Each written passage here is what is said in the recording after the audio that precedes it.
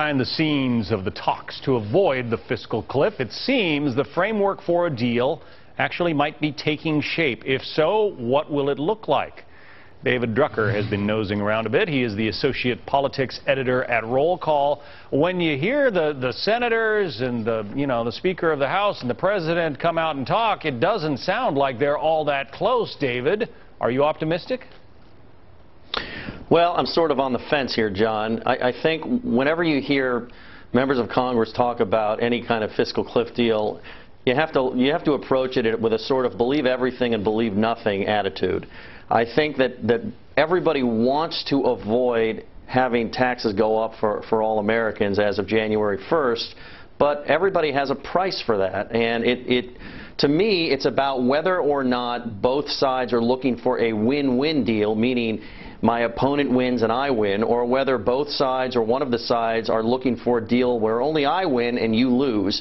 And on top of all of that, then we have to look at what do they want to include in any sort of deal. Are we going to address entitlement reform? Are we going to cut spending? Are we only trying to deal with the tax cut issue? Are we going to try and address the debt ceiling issue? And so there are a lot of moving parts here. So it seems that the campaign promise of the president to raise taxes on couples making over $250,000 a year, it seems like that almost has to come true in some form for the president and the Democrats to swallow a deal. I think so. I think the president has been committed to this from the beginning of his political career. He campaigned on it in his re-election run, and he won. And he's made it very clear that that's what he wants to happen. And Democrats have been after this for years, and they're about as committed to raising taxes on this level of income earners as Republicans are to preventing such a tax increase.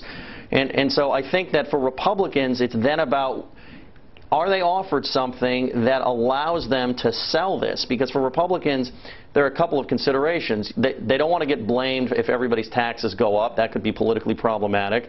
But they can't afford to appear as though they're rolling over and not getting anything they want. They do have the House majority, and they don't want their base of support to feel as though they didn't fight for anything because the campaign fundraising dollars could dry up. Everybody in the House faces a primary next year, and whether or not they have a tough opponent or not is on the table. And so there are so many considerations. So if these talks fail and we go over the fiscal cliff, do both sides share in the blame equally?